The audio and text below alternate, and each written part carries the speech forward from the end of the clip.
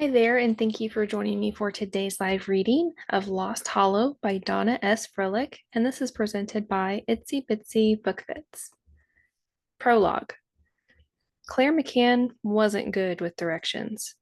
Without a GPS, she was helpless. She couldn't remember landmarks except in her own familiar neighborhood on the less fashionable outskirts of Nashville, and this long delayed road trip to visit her twin sister Moira in West Virginia was already a major challenge to her long distance navigational skills. Still, she had done well at first.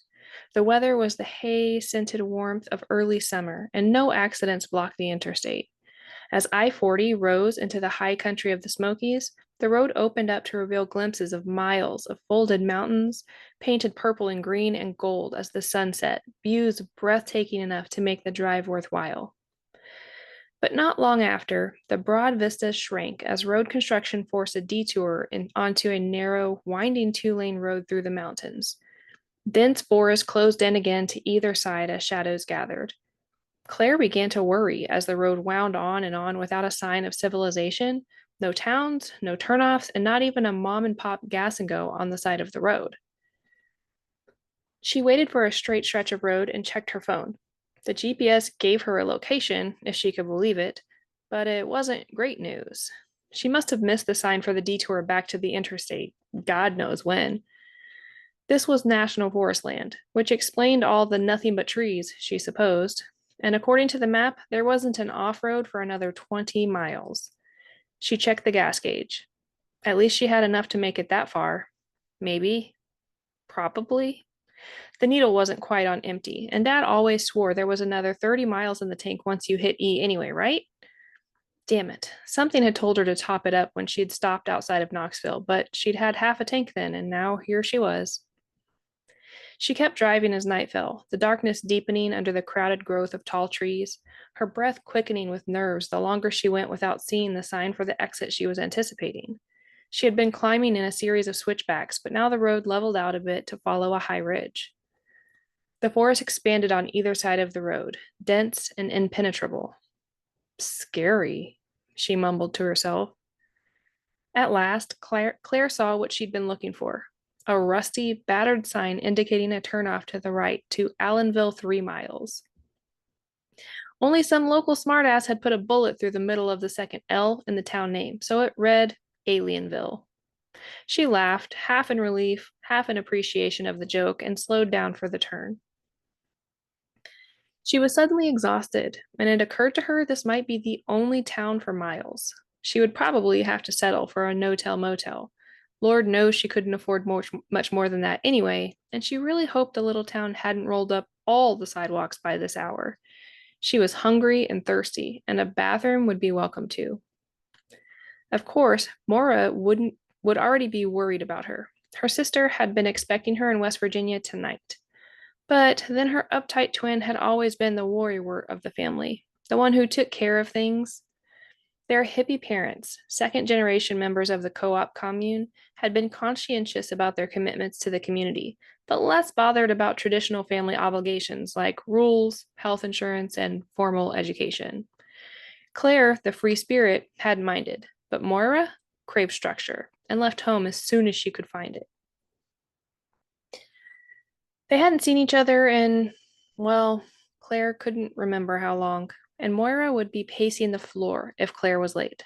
So, while she still had a cell phone signal, she pulled to the shoulder and texted her sister. Hey, hit a snag. Road construction. Detour will overnight in Allenville, NC. See you tomorrow. 4. Love you, CC. She started to get back on the road and drive, but realized her need to pee was urgent now and wouldn't wait the 3 miles to town. Sighing, she turned off the car, grabbed her phone to serve as a flashlight, and stepped out onto the gravel of the shoulder. Cool air, full of the scent of pines and damp earth, filled the night, punctuated with the sound of tree frogs. Claire could see the dark silhouettes of the treetops against the lighter purple of the strip of starry sky over the road, but lower she could see almost nothing in the shadows among the trees. She pressed the icon for the light on her phone, giving her just enough to see the ground at her feet, and made her way to the back of the car. She laid the phone on the hood where the dingy white of the old Toyota reflected the light and got on with it. She didn't want to be out here any longer than necessary. She was just buttoning her jeans when she heard it. A huffing, a shuffling, maybe even a growl in the woods. Shit, that's gotta be a bear. In a forest like this, there had to be bears. Fuck, even in the rolling farmland of Tennessee close to the co-op, there were bears. She'd been taught to treat them with respect, and this one was close. Even though she couldn't see it, she could hear it making its way through the underbrush, close to the road, branches snapping, leaves rustling. The tree frogs had fallen silent. That couldn't be a good sign. She turned and snatched at the phone, but missed. The fucking thing slid off the hood and fell to the gravel. She couldn't see it.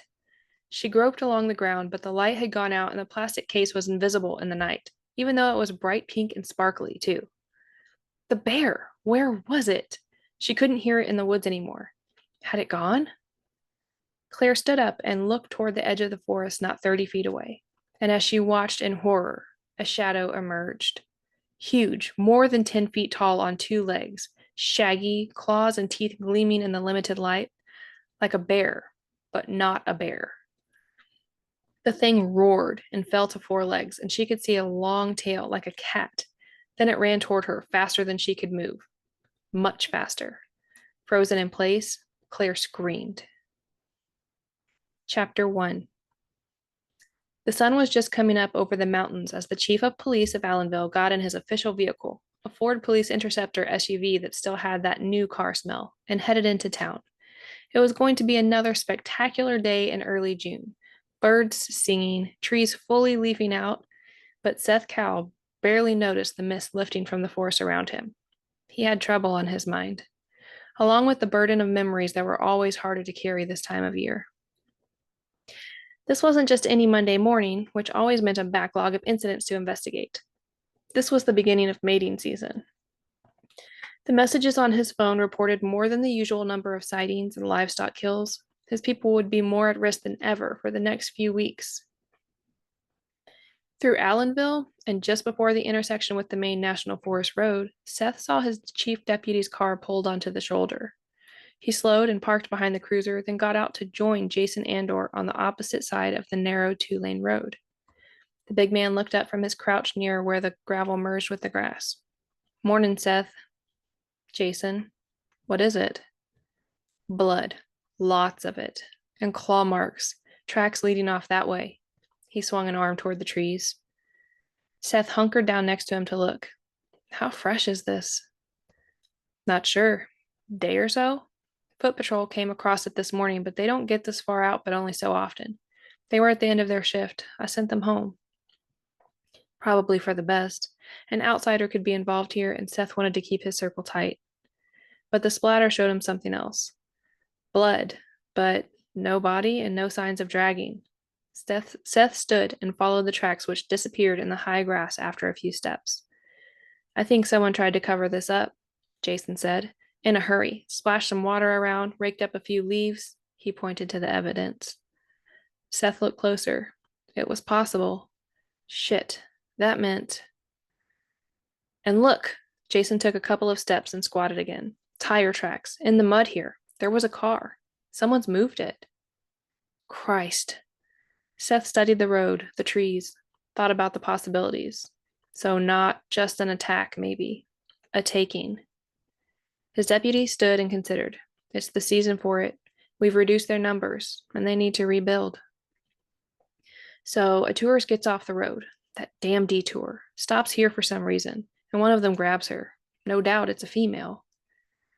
Well, she's lost no matter what, even if they didn't kill her. Seth felt his gut clench. Her family would want answers, a body to bury. But the Varkins weren't something you could explain to outsiders, and they didn't leave anything recognizable behind. Well, at least this gives us something to track, Seth said. Get a canine team out here now and get started. Yes, sir, I'm on it. Seth crossed the empty road, got in his vehicle, and headed back to town.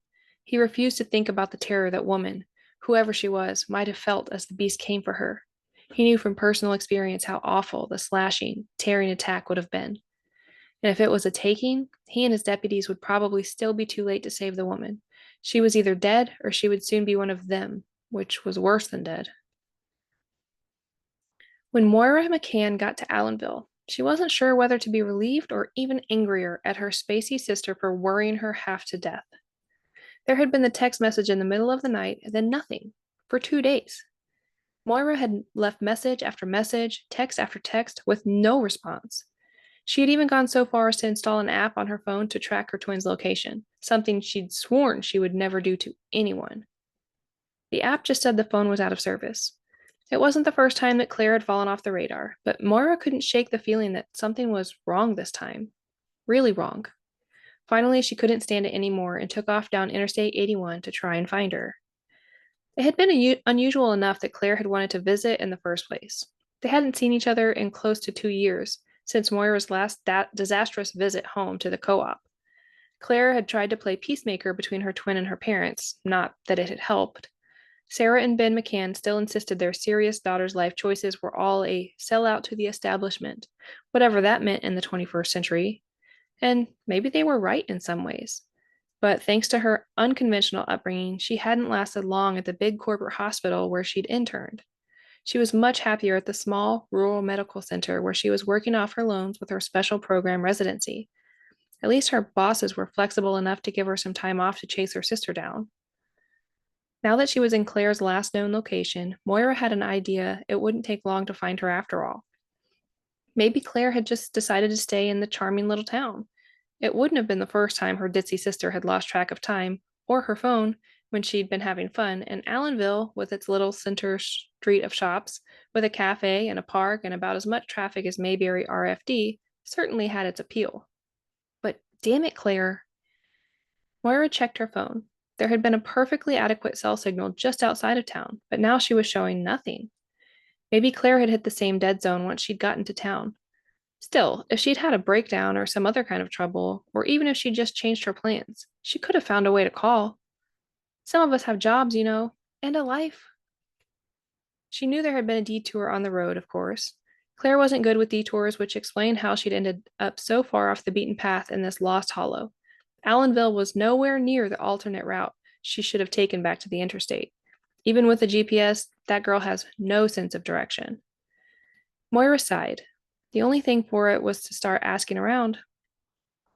She pulled into a parking space in front of a big glass window advertising Latest Place Food and Company. She could see there were booths and a counter with seats inside, almost all of them full of customers. A hefty yellow cat sunned itself in a corner of the window with what looked like a satisfied smile on its face. A glance at the clock on Moira's dash told her it was past lunchtime. Food, at least, sounded like a great idea. Conversation paused as she stepped through the door to the place, and Moira could have sworn folks had stopped mid-bite to gawk at the stranger who had just walked in. But they went back to their lunches quickly enough that she thought she might have imagined the pause, and the volume of friendly talk rose to its normal level again. She found a seat at the counter and buried her attention in a menu. But she wasn't left alone for long. Hi, I'm Leah. Breakfast or lunch today? The cafe's apparent owner was tall, thin, all sharp angles and harsh edges, and with skin like old ivory, but her smile was wide and her pale blue eyes diamond bright with intelligence. Moira thought the woman was probably at least as old as Grandma McCann, but she had the charisma of a fading film star and seemed energetic enough to work circles around half the younger people in her establishment. It occurred to her that Lita might be a good place to start looking for her sister. Hi, I'm Moira. Lunch, I guess? Lita nodded.